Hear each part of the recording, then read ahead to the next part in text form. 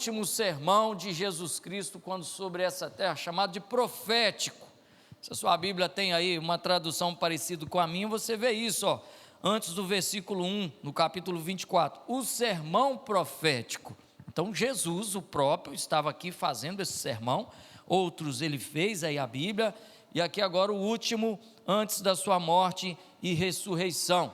E aí a partir do versículo 3, em que aqui está denotado como o princípio, o começo, o início das dores, que também encontra referência no livro de Marcos e no livro de Lucas.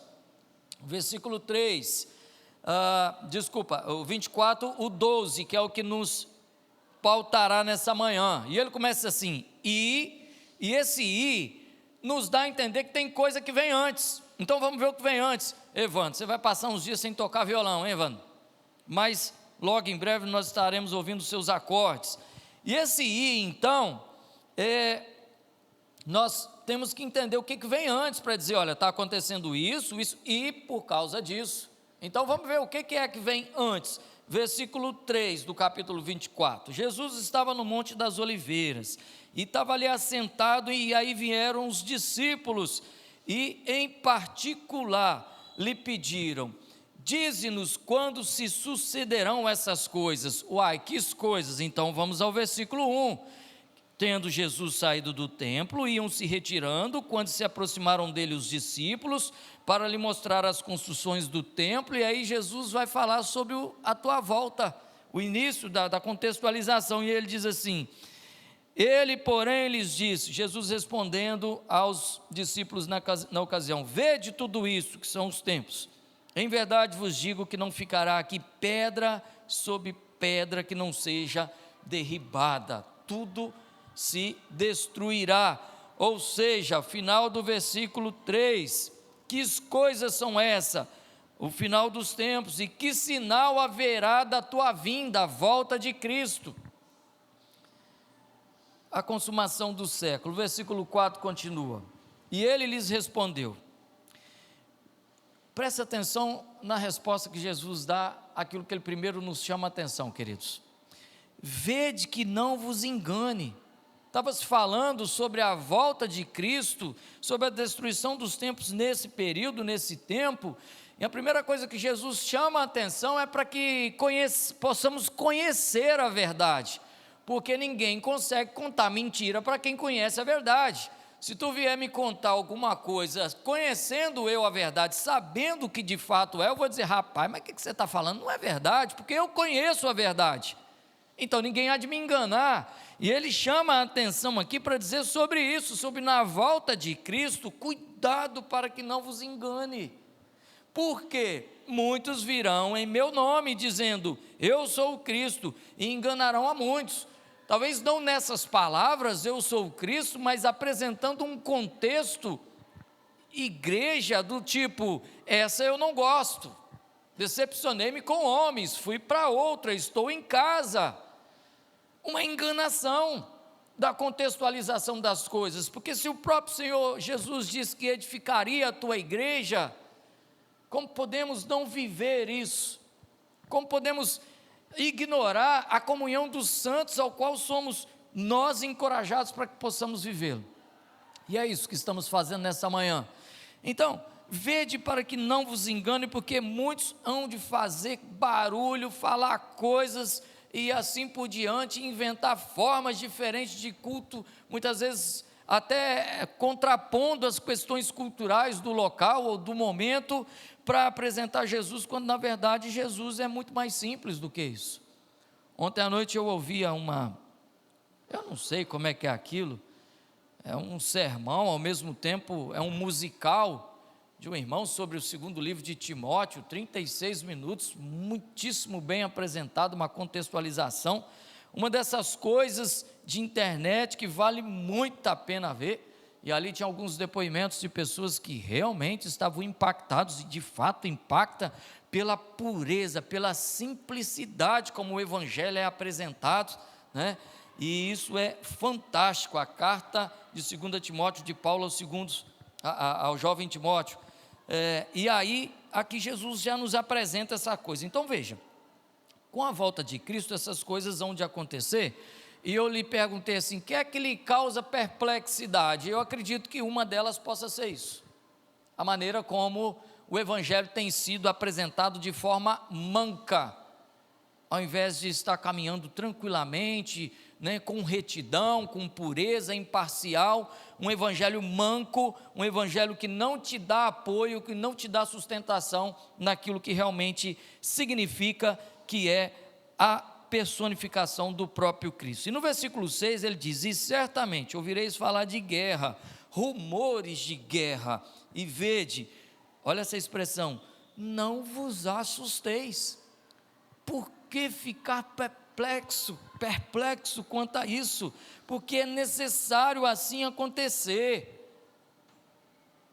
O que nos causa perplexidade, talvez nessa hora, é a dureza do coração daqueles dirigentes de um país que muitas vezes invadem o outro, como nós estamos assistindo agora. Porque eu não sei você, eu não tive coragem de ver as imagens da guerra da Ucrânia agora, que está aí acontecendo. A semana inclusive fechou-se um ciclo de 100 dias de combate, e o mundo parece até que está bom, nós nos acostumamos com as dores dos outros, muitas vezes até com a nossa. E hoje em dia, por exemplo, nós vivemos aqui, como estamos nessa manhã, seguindo a vida normalmente, até saímos para se divertir, sem se compadecer mais, porque fizemos isso no começo, daquilo que nesse momento está acontecendo lá em território ucraniano. E as cenas da guerra, e aí, a mídia, para prender a sua atenção, ela vai mostrar aquilo que causa dor, porque está comprovado que a dor do outro prende a nossa atenção. A gente quer conhecer um pouco mais, sobretudo quando nós temos no coração o amor ao próximo. Então a gente quer conhecer a história dele, até para clamar a Deus, para se compadecer, enfim. E ali aquelas cenas de separação dos pais, enviando a família e alguns filhos, de um último beijo, de um último abraço, sem saber se aquilo iria acontecer, ou seja, quando a guerra estava iniciando, e depois tudo aquilo se partindo, é isso que nos machuca, claro, isso nos deixa mal. Nós temos plantado em nós, e já enraizou, já cresceu, já vem dando fruto, permita a Deus assim ser, uma coisa chamada amor ao próximo. Amarás a Deus e também ao teu próximo. Esses são os dois grandes mandamentos que Jesus nos trouxe. E a qualquer um que tem amor ao próximo, assistir uma imagem daquela e não se doer, não sentir mal, não ter um peso no semblante em assistir aquilo, precisa rever seus conceitos de cristãos. Então isso de fato nos dói, o sofrimento do outro. Mas as guerras, elas estão previstas. O próprio Jesus disse que elas aconteceriam. Agora, ele ainda nos chama a atenção para dizer: não vos assusteis. Elas virão. Elas estão ditas que viriam, vieram, algumas terminaram, estão aí outras na África, isso vem acontecendo há muito tempo e assim por diante, porque é necessário que assim aconteça, mas atenção, ainda não é o fim. O texto é claro. Está aqui, versículo 7, porquanto se levantarão nação contra nação, reino contra reino, e haverá fome, terremotos em vários lugares, e você tem visto isso por aí o tempo todo, e isso nos chama a atenção, e pode sim ser uma perplexidade, quanto às questões, ora social, ora naturais, porém tudo isso é apenas o começo, o princípio das dores. Então sereis, presta atenção agora aqui, igreja, para o versículo 9, isso viveremos. O versículo 9, o final dele diz: por causa do meu nome, para que tu seja chamado e reconhecido como cristão, para viver a essência de Deus. O versículo 9 vai dizer: sereis atribulados. A tribulação virá por sermos cristãos. E nos tempos de hoje, das perplexidades dos comportamentos sociais, do comportamental do homem, nos causa perplexidade. E só um pouquinho de lucidez cristã nos dias de hoje, com certeza seremos chamados de retrógrados, como uma jovem outro dia diz respeito à igreja que leva a coisa a sério, fala, não dá para ficar por aqui porque é muito retrógrado, é coisa antiga demais, eu sou jovem, como se o evangelho de antes não fosse o mesmo de hoje, como se as coisas que Cristo espera de nós hoje não fossem as mesmas de ontem.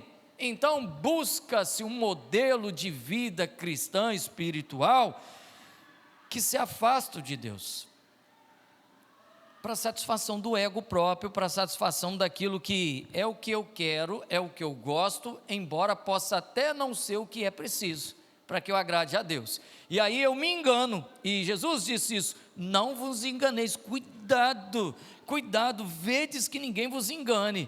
E aí a gente até acha que está servindo a Cristo, até acha que é cristão, até acha que prega o Evangelho. Então nós seremos atribulados por causa do nome de Cristo, quando de fato pregarmos o Evangelho, e vos matarão.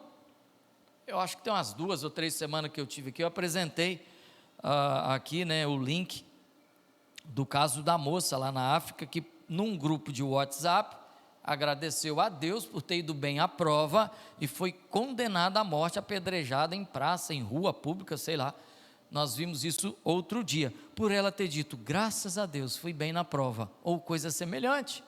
É isso que estamos fazendo, embora talvez não temos vivido de fato a morte física, mas por defender o nome de Cristo, em alguns contextos, temos sido apedrejados com palavras pesadas.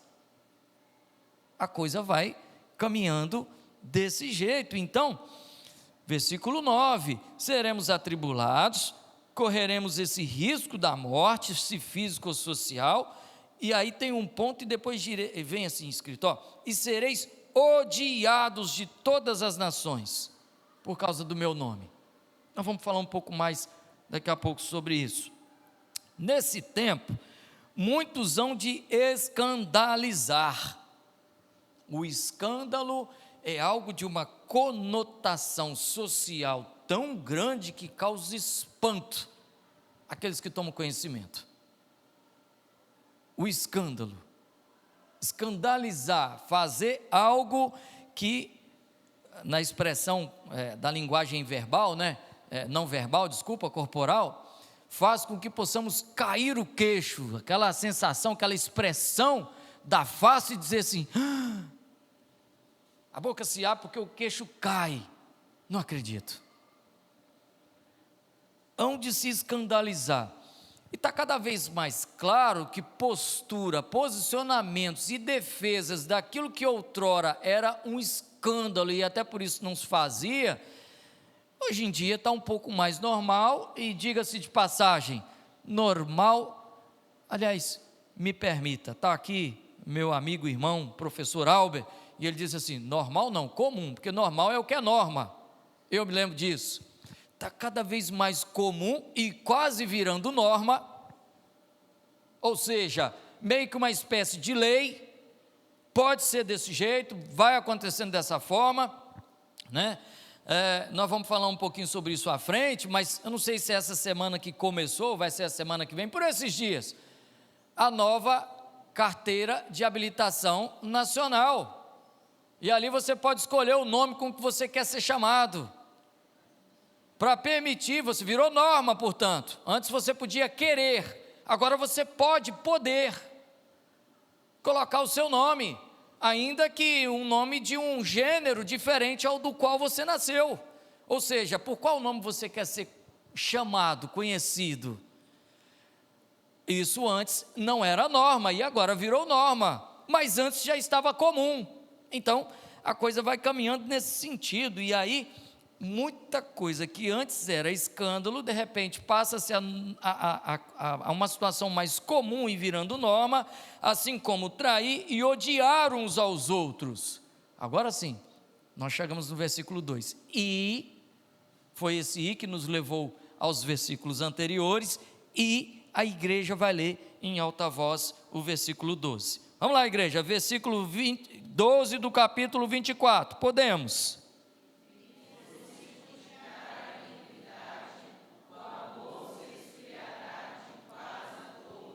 Vamos entender isso um pouquinho.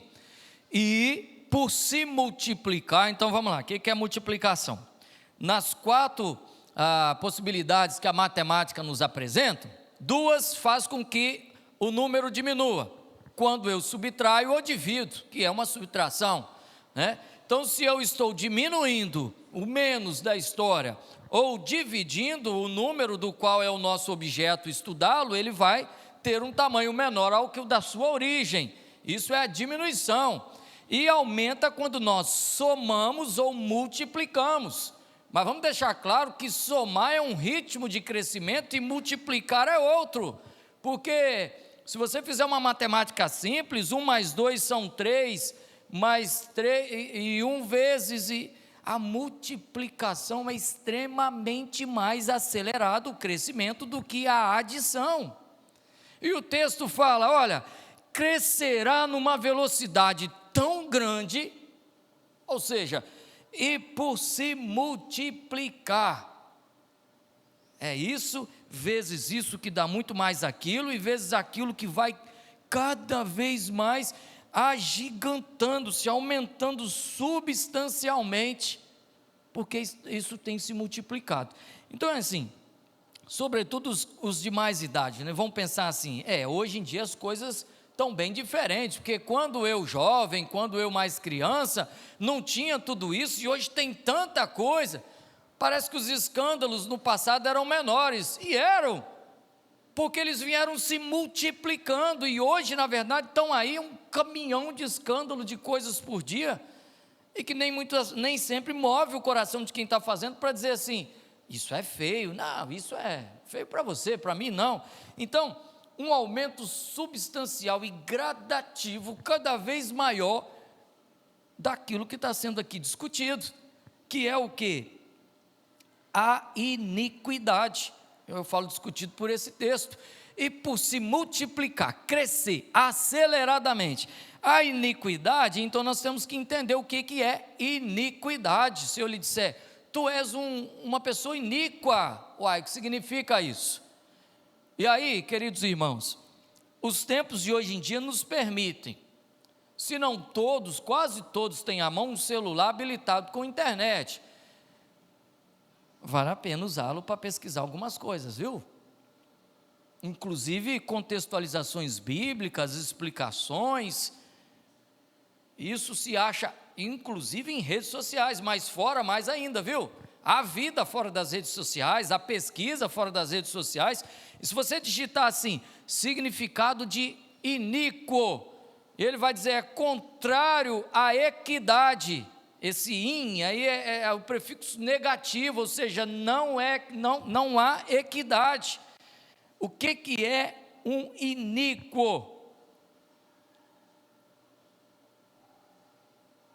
Uai, mas a gente fala tanto sobre isso aqui, você já ouviu tantas pregações sobre isso, e ainda lhe causa espanto o significado dessa palavra? Bom, tudo bem, é uma palavra que nós não a usamos corriqueiramente, aí todos os dias, ou não faz parte do nosso linguajar, talvez o do Jonas Júnior, porque ele é um homem muito culto, ele é um homem estudioso, e aí é massa ver o Juninho ali com o Davi, curtindo, mas esses dias, viu, Amanda? Amanda não está aqui não, eu peguei, estava mocegando, estava na internet ali na pracinha, Davi andando sozinho, viu? Brincadeira, estava lá curtindo da visão. Querido, um ato perverso ou de maldade, isso caracteriza quem é iníquo. Logo, se falta imparcialidade, retidão, se aquilo que está sendo feito fere a honra, a moral, o contexto, a religiosidade, isso pode ser considerado como iníquo. Então é aquilo que é ruim, aquilo que é perverso, aquilo que é mal. E veja como o texto fala, e por se multiplicar, aquilo que é ruim, aquilo que é mal, aquilo que é perverso, que é a iniquidade. Olha o que Jesus nos disse, e nos causa espanto que tudo isso está acontecendo. E ele falou, olha, vai acontecer, como assim estamos sendo pegos de surpresa por essas coisas, para quem acha que isso é surpreendente? A pergunta que eu lhe fiz no começo é o que lhe causa perplexidade?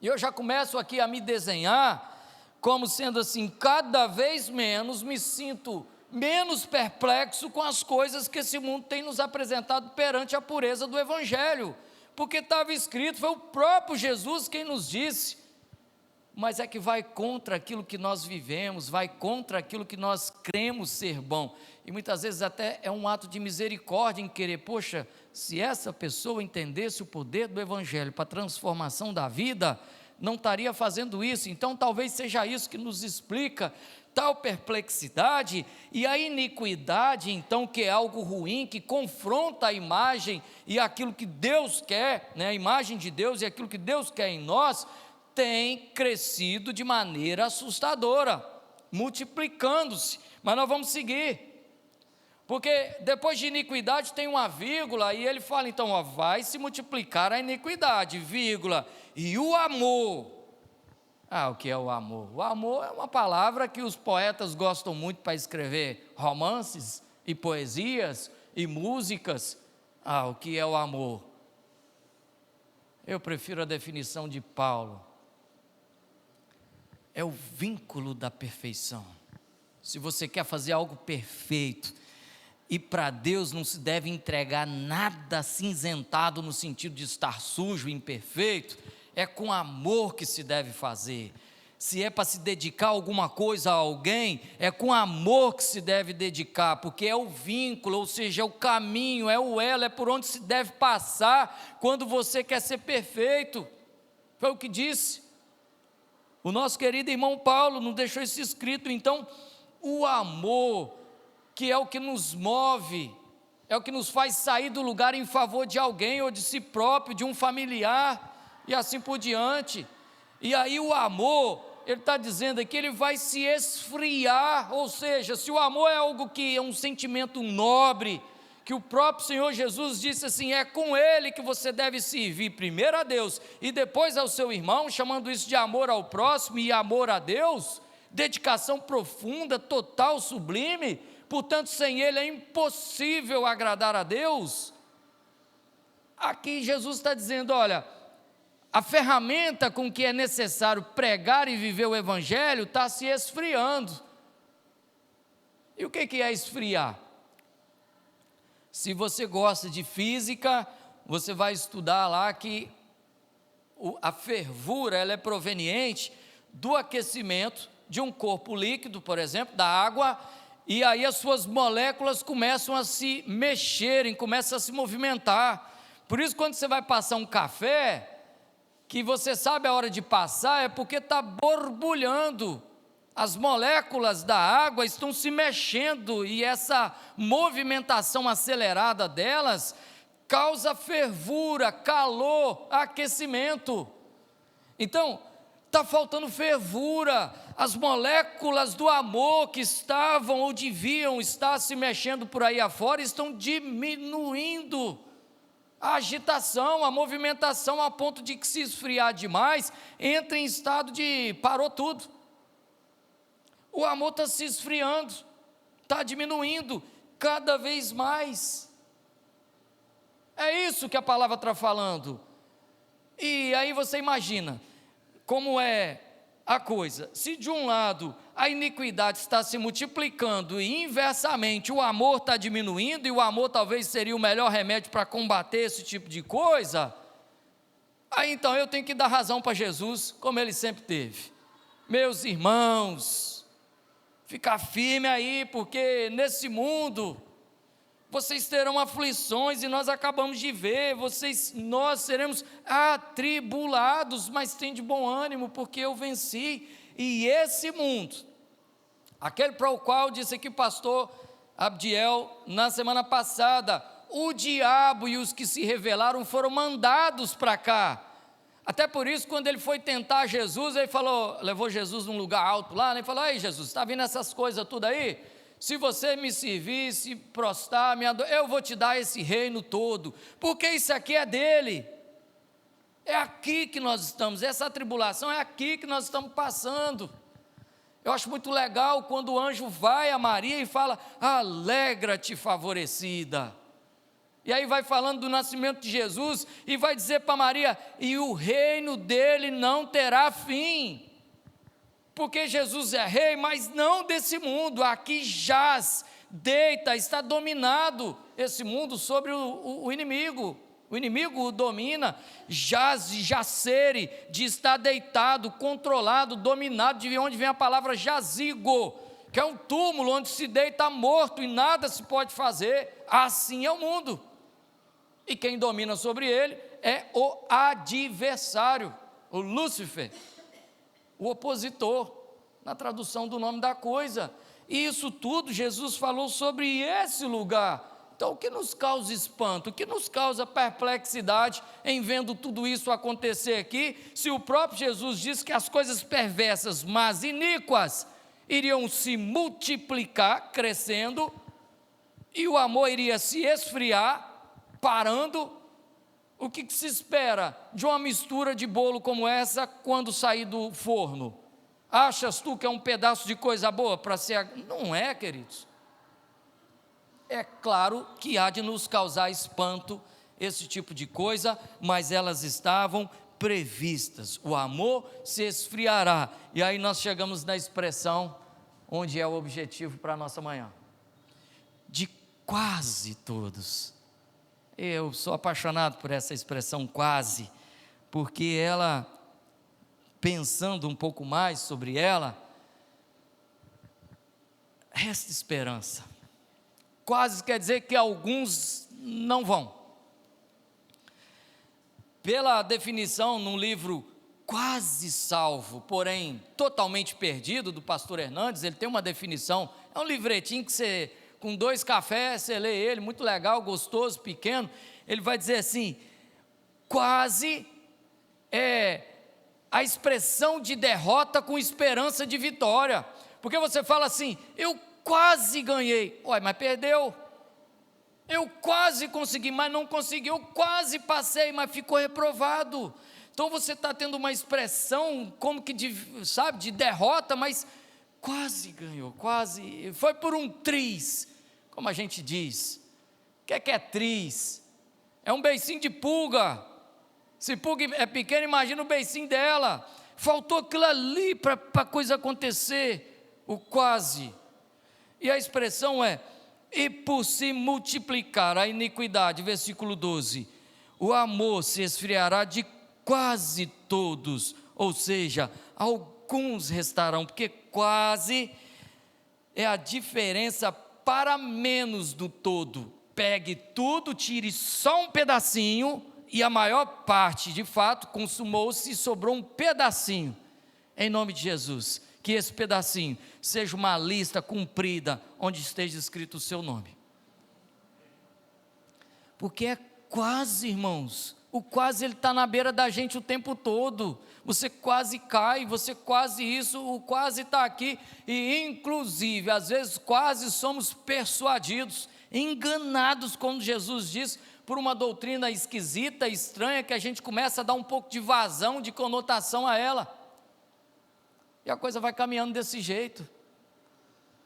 O quase quer dizer que nós seremos atribulados, como Jesus nos disse. Seremos afetados por palavras diretas, dardos, direcionados ao coração do Evangelho que mora aí dentro de ti, do teu coração, que vai ser afetado. E um dardo pegando fogo, que é para incendiar, porque a alegria do mundo é quando alguém se envergonha a sociedade frente à sua religião. Você viu? E aí as coisas começam a acontecer. Então assim, versículo 12, a igreja leu, todo mundo conhece, não é novidade, foi Jesus que disse, e por se multiplicar a iniquidade, o amor se esfriará de quase todos. O que é que eu vim chegar nesse texto? Vamos lá. Existe um programa, um aplicativo hoje de celular e também para computador, chamado Canva. É para produção de banners e vídeos, coisas rápidas aí, porque agora o mundo é virtual. Então você compra e vende pelas redes sociais e faz divulgação do culto de oração, da semana da família, igual foi semana passada. Tudo isso tinha produção de banner, que é aquelas coisinhas que chega para a gente com as informações, com uma foto, né? O virtual, seria um cartaz virtual que a gente pendura lá. Muito bem. E eu gosto de mexer no Canva, é algo que distrai, é uma produção digital bacana. E é interessante perceber que o Canva, ele nos antecipa alguns pré-modelos daquilo que pode ser, que é o que nós vamos procurar.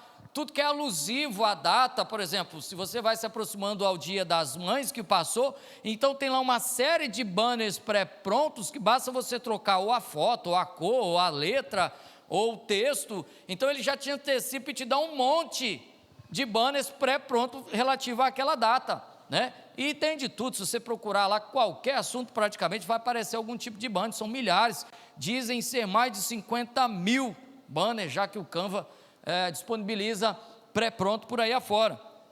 E aí, me chamou muita atenção, no início dessa semana, final do mês passado, início desse mês, hoje é dia 5 de junho, porque ao abrir o Canva, a quantidade de banners pré-prontos ligado à linha da comunidade homossexual estava muito grande. Eu falei, mas eu parei para pensar, falei assim, mas não sei se é dia de alguma coisa disso, relacionada à comunidade homossexual. Eu sei que é dia dos namorados, dia 12, uai. Será que é por causa disso? E aí nas redes sociais, quando você vai abrir um vídeo, por exemplo, vem lá aquelas propagandazinhas, algumas que são maiores, você até pode pular depois de alguns segundos. Outras que são menores, você só consegue assistir o vídeo que você quer depois que a propaganda termina. Então você tem que ver até o final. E é claro que estava lá uma série de empresas que apoiam as questões ligadas a lésbicas, gays, bissexuais, transexuais e muito mais, que é o LGBT e mais, eu não sei, a expressão é grande, tá? E aí aquilo me chamou a atenção, e eu falei, uai, vamos dar uma olhada, e fui pesquisar. O que acontece? 1969, dia 28 de junho, final desse mês, mas em 69, havia uma repressão muito grande à comunidade homossexual da época, e lá nos Estados Unidos, em Nova York, existia um bar chamado Stonewall, casa de pedra, um muro de pedra, onde era um espaço reservado para aqueles que, né, tinham a sua identidade como sendo transexual, homossexual, enfim, dessa natureza.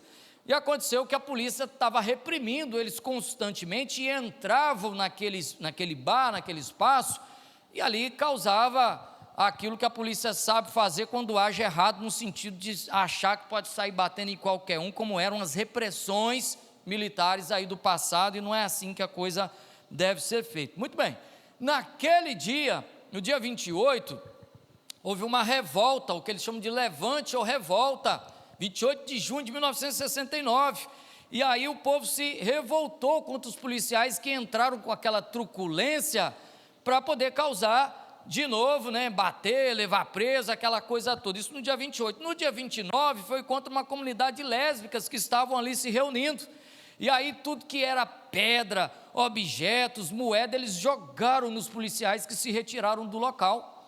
E aí surgiu a figura de uma trans que era ativista, chamada Marsha Johnson, e junto com ela, Silvia Riviera, que era uma latina imigrante, que saíram daquele bar e foram até o Central Park em Nova York, numa passeata para reivindicar os direitos e também que aquele tipo de comportamento policial pudesse parar contra a comunidade gay.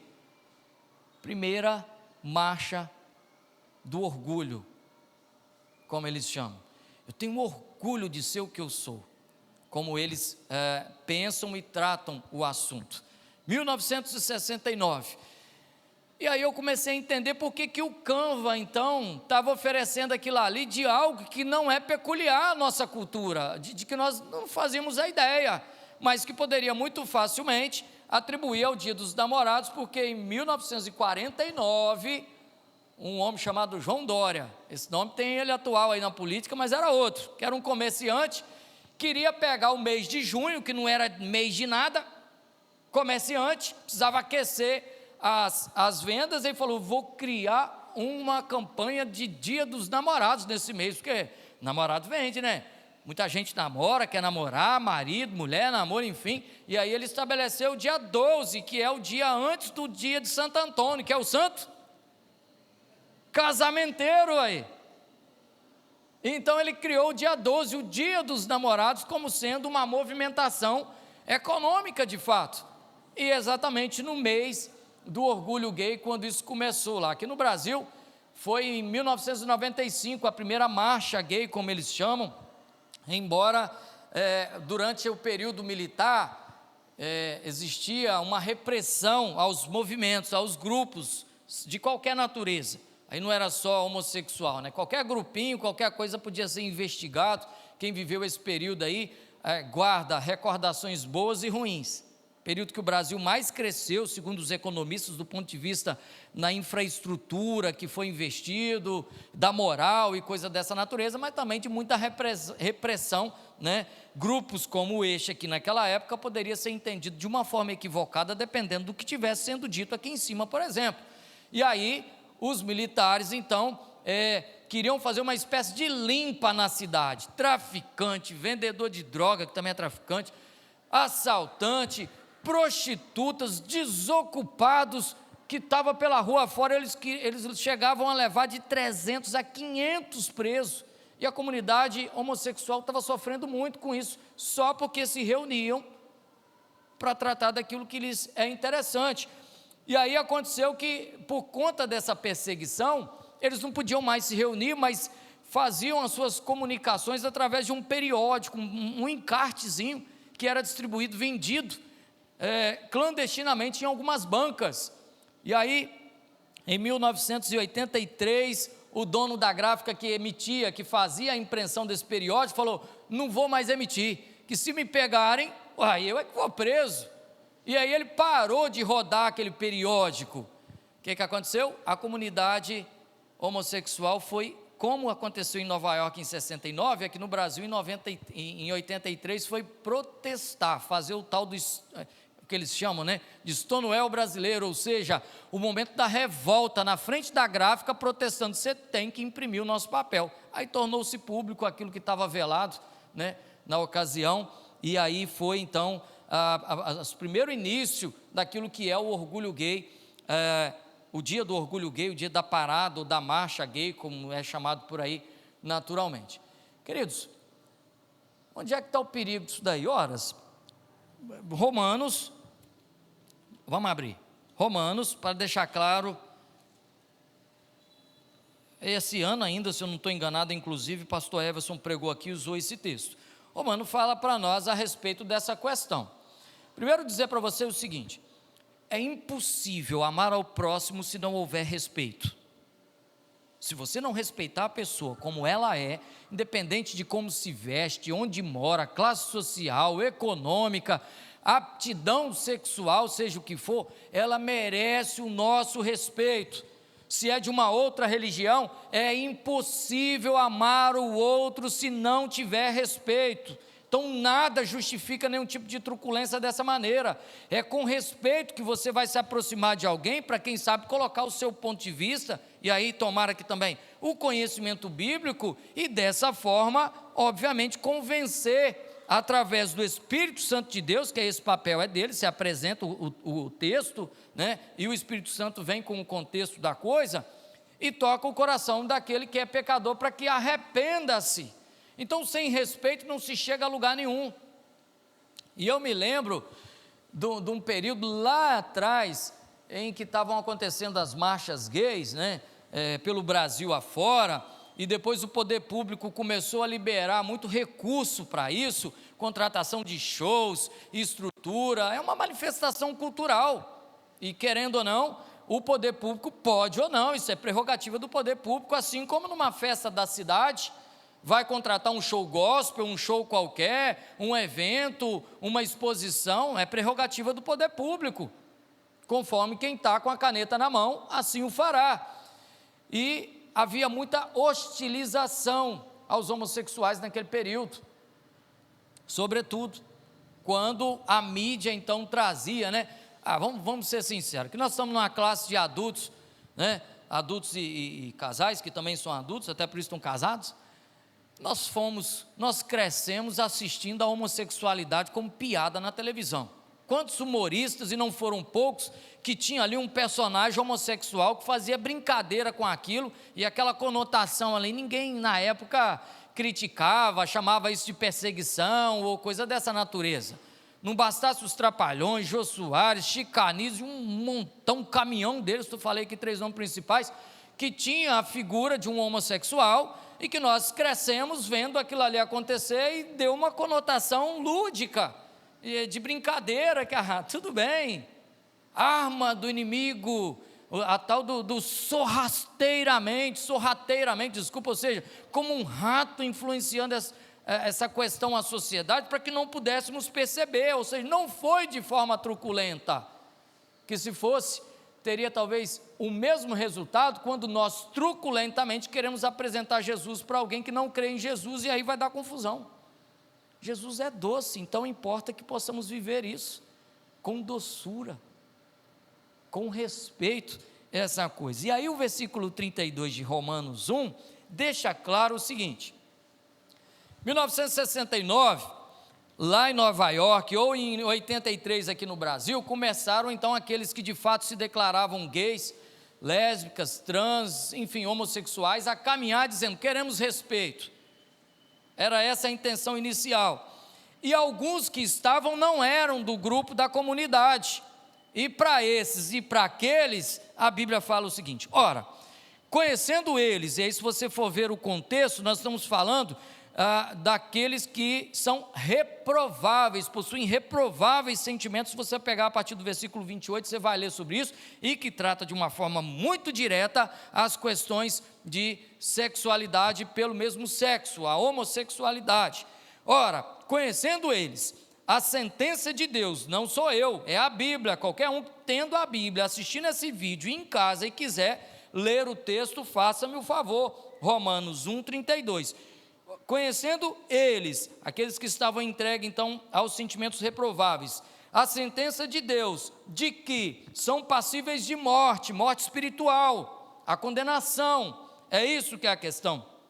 Os que tais coisas praticam, e aí vem uma vírgula que nos coloca muito seriamente perto do quase, quando a gente fala assim: o problema é dele, ele quer essa vida para ele, aí o quase incorporou-nos, que a gente está fazendo parte do contexto. Por quê? Não somente os que fazem, mas também os que aprovam esse procedimento.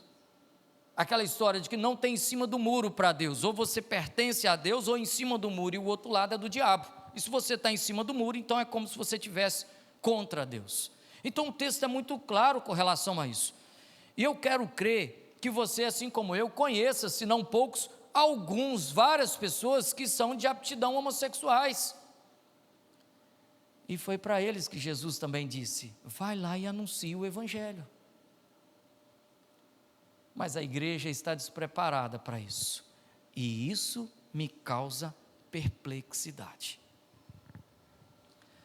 Se entrar por aqui um adúltero, manifesto, e sentar, nós vamos sentar do lado dele talvez sem criar nenhuma perplexidade.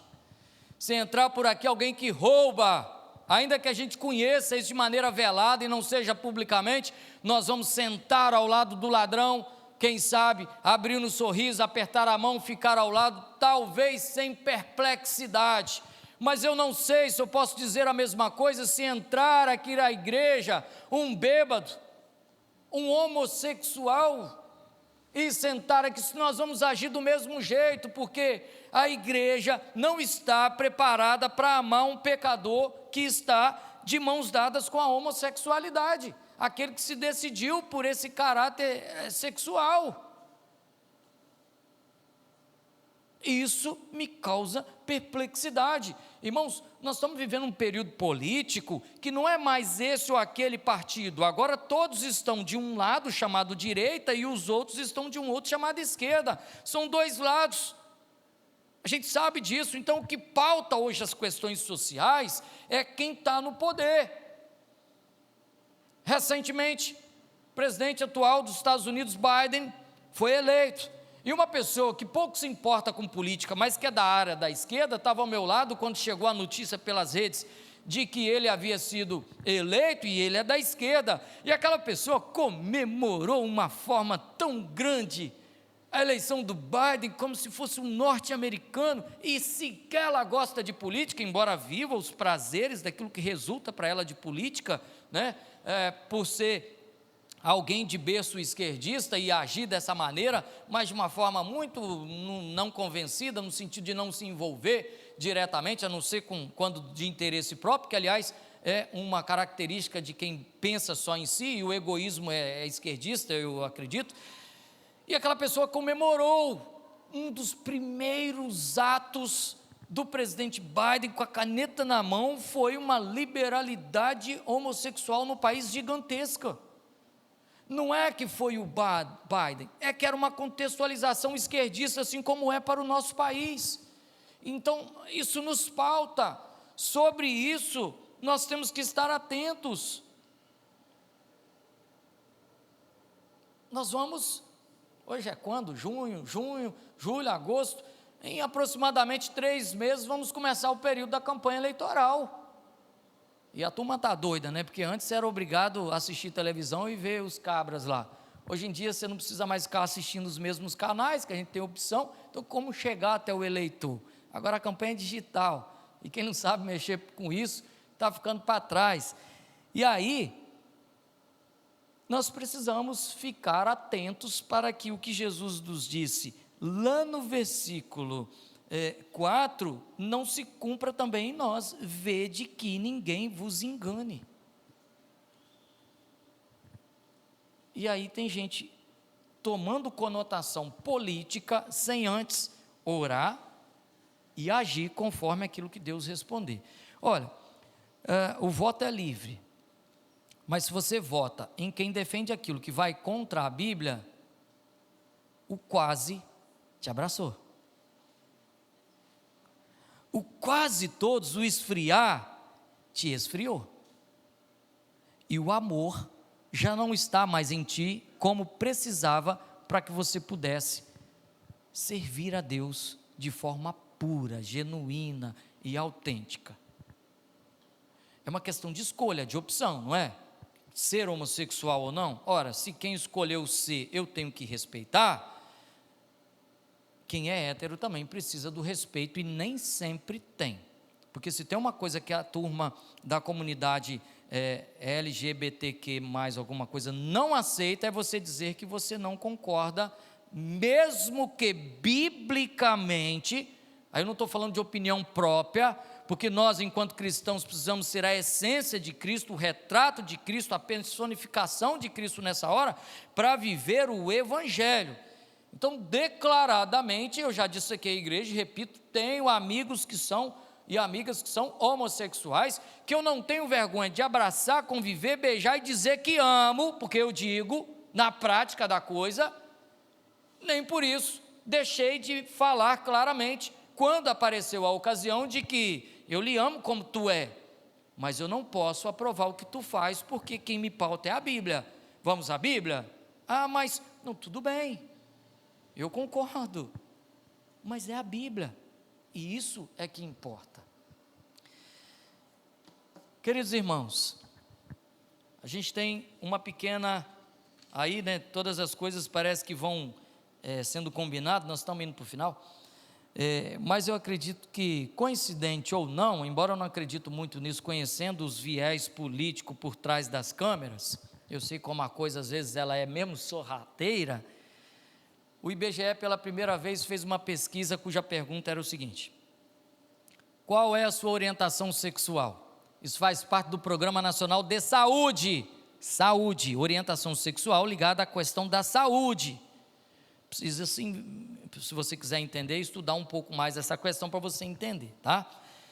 Qual é a sua orientação sexual? O IBGE pesquisou juntamente com o Ministério da Saúde pela primeira vez na história. E aqui no Espírito Santo, 42.700, desculpa, disseram assim: eu sou homossexual. Mas só que desses aqui, ainda tiveram 1,2% da população do Espírito Santo, já que 42,7% corresponde a 1,4%, então quase o mesmo número 42, que seja 40 mil, disseram: eu não quero falar.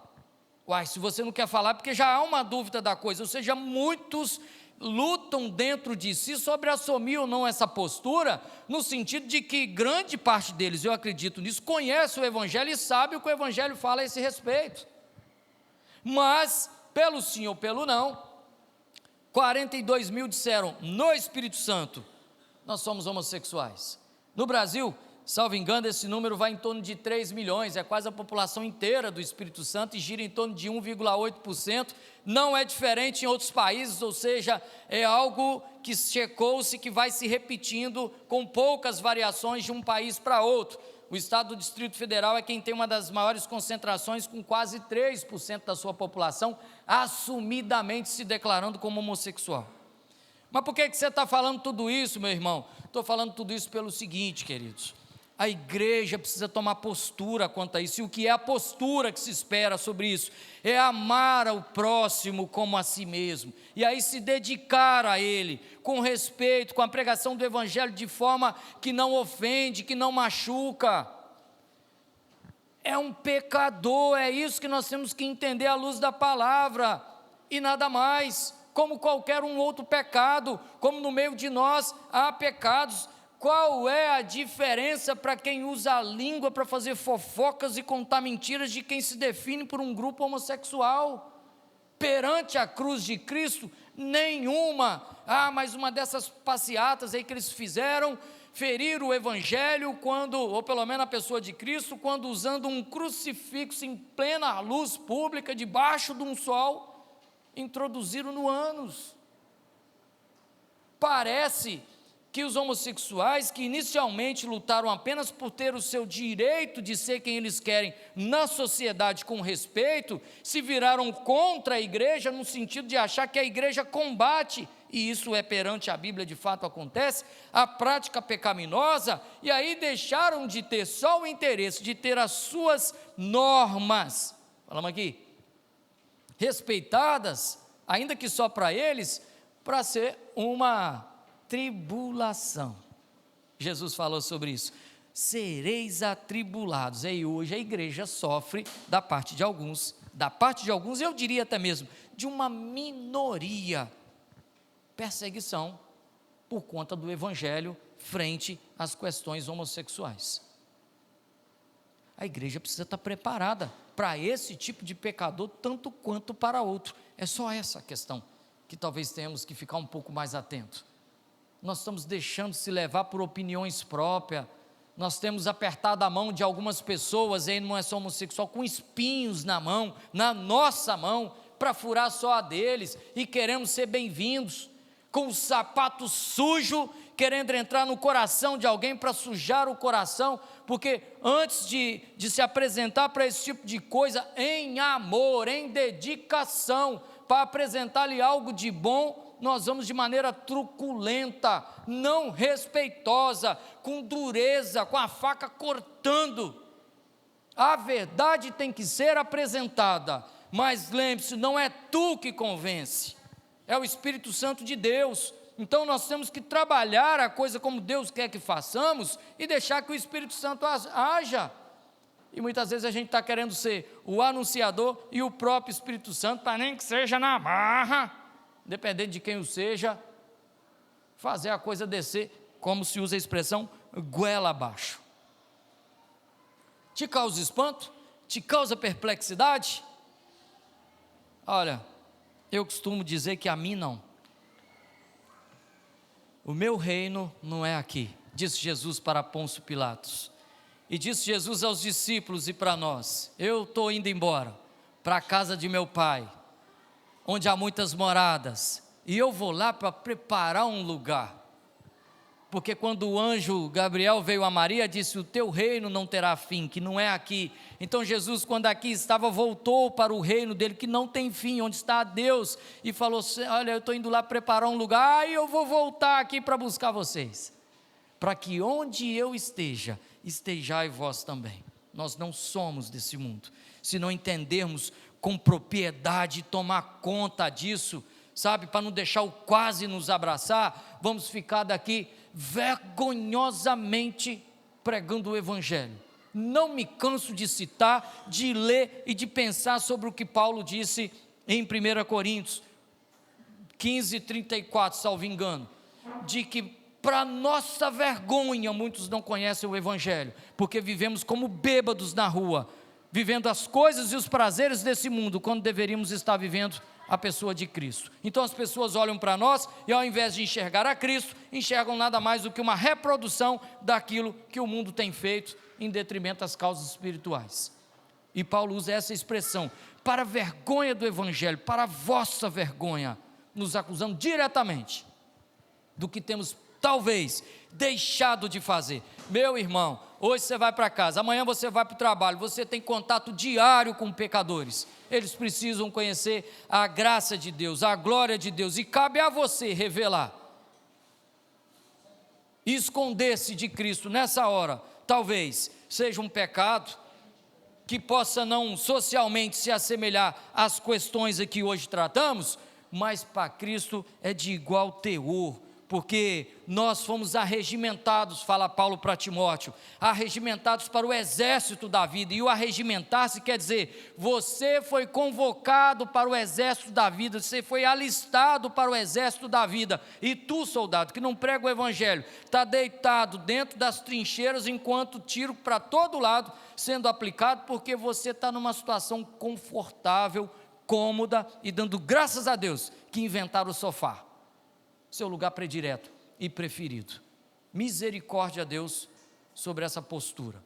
O que me causa perplexidade, tantas coisas que falamos aqui que talvez vai ser igual à sua, mas a falta de preparo da igreja para lidar com as coisas que o próprio Cristo nos disse que passaríamos, isto me causa perplexidade. Isso me causa perplexidade, isso me faz cair o queixo. A boca se abre para dizer: é digno de ser lamentável. Vamos orar, igreja.